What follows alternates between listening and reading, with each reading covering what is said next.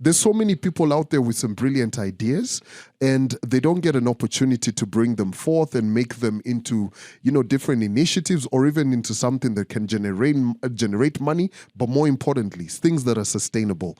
Now, Ashoka have been able to do that. They've got the change-making initiative and everything that they've been doing towards change-making. Absolutely. Now, the background, just in a nutshell, Ashoka is the world's largest network of social entrepreneurs and trace and Afro-urban platform that empowers our people to stand up and shine.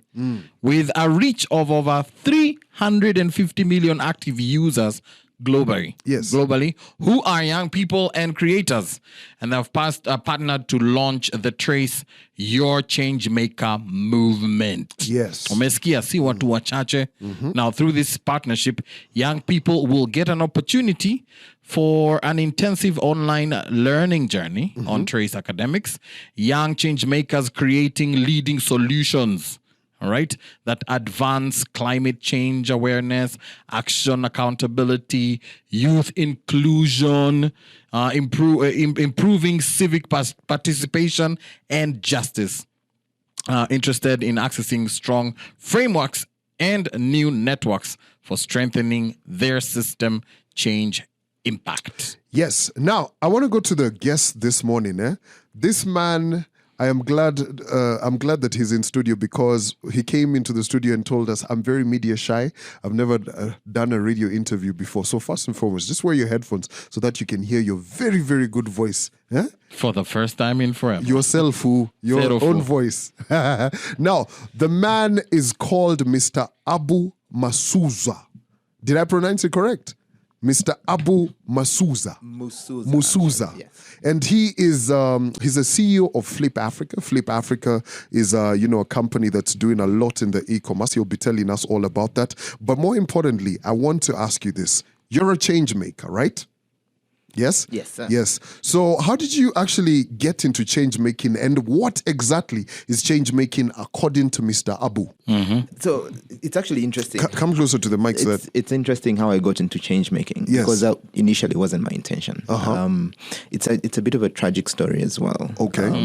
Back in Uganda, I was born in a middle class family. But to just zip the story short, we actually fell from sort of like that middle class, medical parents. My dad is a surgeon and all, but he lost everything when I was about 17.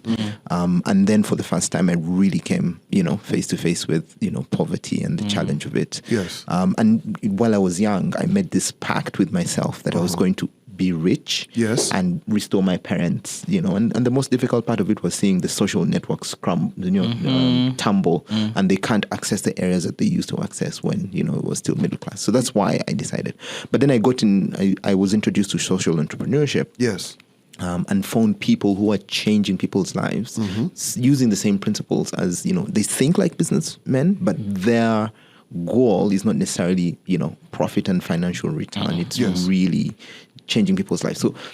So for me, how I see change making, and what I've learned in the process is that it differentiates in the fact that a change maker does something that empowers other people to drive change. Right? Drive change. So, for example, you educate people, right? There's that way of doing it, right? Delivering a service, right? That you're going to start a school, and that's driving change. But a real change maker transforms the education system so that it supports other change makers, other people to take up the challenge and drive change in education themselves, right? So it's not just about me, it's about building people to basically be able to take on the education challenge. Now, the guys from Ashoka, whenever they've been here, they've always talked about, sustenance and all of that, right? Now, I want to put two and two together, right? You as a change maker, and of course, you as the CEO of Flip Africa, right? Of course, change making is all about solutions, like you've said, right? Sustainable solutions. I want to ask you this. What was your solution? So the solution that I'm working on now is a freelance platform, and these freelance platforms have been around for a while. But in Africa, freelancing, we are looking at it differently, because the problem is that we have defined employment or being employed very narrowly, right? As having a 9-to-5 job. If you're outside of that category, you're defined as unemployed, right? Yes. But where I come from in Uganda, I'm not sure exactly of the statistics in Kenya, but in Uganda, you have only a 15% chance to be employed. Only 15? Only 15%. In the whole country? Yes. So 85% of young people end up being Freelancing. defined as unemployed. And the consequence of that is you can't access, healthcare, insurance, and all those things that come because you're attached to an employer who collects your data. They know how much you earn. They know how long you've been running. They can basically back you. That's why a bank asks you for that letter from your employer. But 85% of young people don't have it. So this freelance platform is looking at how do we connect young people to work faster? How do we redefine what employment is? The fact that I'm sitting at home and doing things from home doesn't mean I'm unemployed. So how do we create those connections much faster? But also how do we continue to collect that data and provide that backing to young people who can now access credit and have a credit score and access insurance and all those kinds of things that they couldn't have before simply because there was no data that could back them up. So if you think about your friend who does freelancing, they don't write how much they earn every month. Yes. Right? And even if they did, and they took that to KCB. Like a thing for filing nil returns. And they took that to KCB. Yes. KCB cannot trust what you wrote. They have to ask Trace to say, hey, this is what? Yes. We know Calvin, and we back him. He works here. And, that institutional backing is what at Flip Africa we are building for this massive population of young people, that have been defined as literally untouchable. Now, before we get into traffic, right, just so we can transition this conversation, because you guys are doing quite a bit, right? What was that aha moment that made you, us as Flip Africa, we really need to get into it? As an entrepreneur, there's those, when you're ideating and thinking, okay, this is going to be the solution, this is what we need to do, this is what we need to build. Yeah. So it's actually also a personal story. It didn't happen to me because I was one of the lucky 15%. To get a full-time job with Ashoka. Actually, I used to work there for a while. But just like any of us across the continent, we have a family member who never found a full-time job. Now, it's very easy to define them as, usually we define them as lazy, they don't want to get off their ass to go. Actually, their word is failure. Yeah, failures. We define them as failures. Yes. And I had one of them, right? But at the end of the day, looking at the indignity of him having to, come to you and ask you for, 100 bob to go to town, right? That indignity, I think, is really where my thinking started, and saying, what? It's actually the system that is failing people because, by defining him as unemployed because he didn't have an 8 to 5 and he's really smart, does a lot of things. Yes. But there's no record of that. That is really where my aha moment came. I was asking about, that conversation of change making and the uptake. All right. What has that been like, especially for Wale Ambao, what do you call it, the 85% who are less fortunate, who will probably be branded as failures? Yeah. That's actually a very interesting segue into the question of impact. But, you were talking about this wall, and we've experienced one of our biggest frustrations is that, a lot of young people, because they've been out there so long, we find that a lot of them have lost sort of like that hope, there you go. And when you find some of them and you put them into work, they're sort of like not with it, workplace readiness, that has been one of our biggest challenges. So we have to basically now build this very strong component on workplace readiness and training them around that. But in terms of the uptake, I think it's been really dramatic. And, the creative tension of, a lot of people demanding your service, but, your resources are not reaching, as, to the point where you need them. But what we're really proud of is that we've had excess of 1,000, young people, registering on our platform. Yes. What we are really also excited about is that more than half of those are actually women, who are now coming out and demanding that space, and showing, their skills, and demanding that. So, and we've put some people for the first time in their first workplace, and you can see them transform. Yes. And many of them for the first time are creating, a professional profile, that has companies that are backing them and saying, I know so-and-so.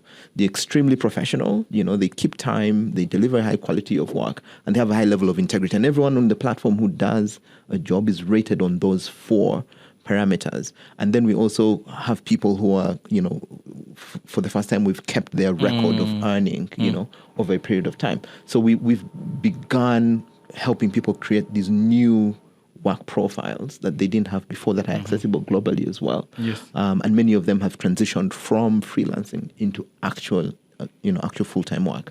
So, it's been very satisfying, the last, year or so that the platform has been active here. Is there a moment you were freaked out or scared or overwhelmed by, because the journey is colossal and of course the promise of making change? I think change making generally is something you have to be ready to get overwhelmed, right? I think they talk about, often in entrepreneurship, this idea of the valley of death, when every so often you basically dip and you run out of resources, right? And so you begin to ask your questions. How is my team going to stay together? Yes. How am I going to continue to deliver the work? And so you go into the valley of death and come out. So overwhelmed is something that you have to be used, to, you have to be comfortable in that space. And I think, and I always tell people, if you want to be a change maker, you basically have to get used to, taking on, addressing these challenges is something that is really, really, difficult. Right. Now, I like that you've been able to touch on various things, right? As we come to the conclusion, I want to ask you this, right? It's going to be a two-part question. What is different today from your efforts, what you've been doing with all the information you've been able to get with Ashoka and, of course, you on the ground as well? How has it changed you, your peers, and the community? This is a very interesting question. Yes. So, talking about Ashoka, as this broad space, where change makers can come and experiment, and I think, first of all, the most important thing that Ashoka does for change makers, or I would start with Ashoka Fellows, which I am, is that they free you of the concern of personal safety, personal like those expenses, because when you start an initiative that initially is not going to pay you, you still have a lot of bills to take care of. Right? So Ashoka have this stipend that they provide social entrepreneurs or Ashoka Fellows, and that frees you of that worry, right? So that I think is one of the biggest impacts.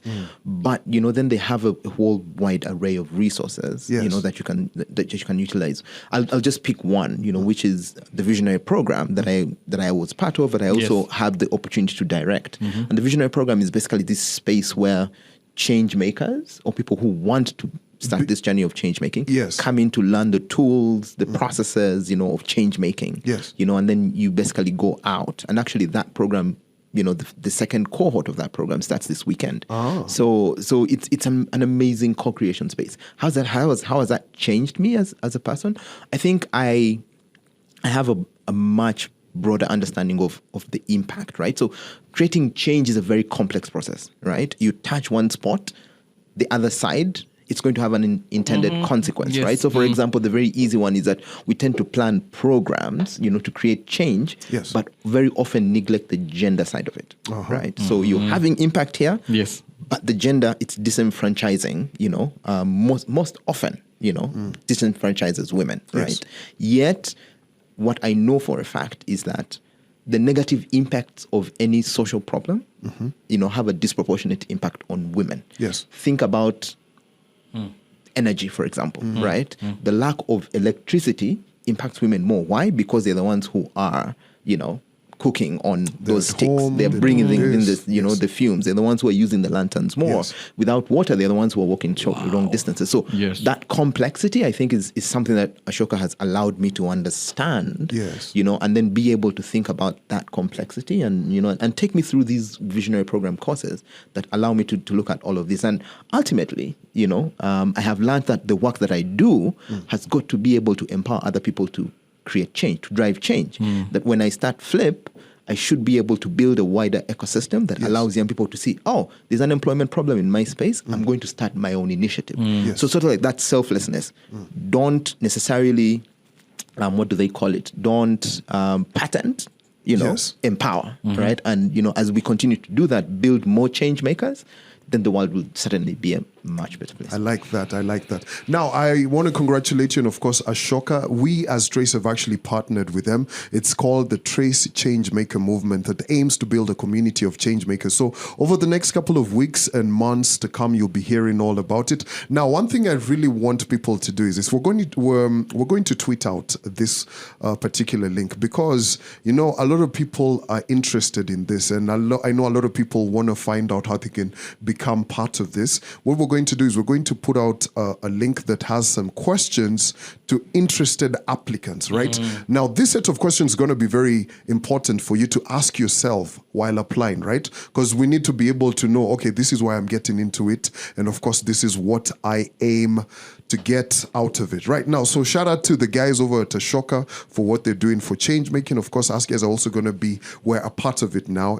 Everything that we're doing over here at Trace with Trace Academia and all of that. And of course, to the man who's been with us, Mr. Abu, congratulations once again for coming all the way. You came all the way from Uganda. Oh, yes. Into this. Yes. And your first interview was good. Was amazing. First interview on the radio station was in Kenya. Yes. You were a natural right there. She'll never be afraid again. Thank you very much, Mr. Abu, for coming Thank in. you guys. Really That is what enjoyed you it. did you really? Yes. That is what you call a change maker. A change maker right here on your all-time hit station, Trace Radio 95.3.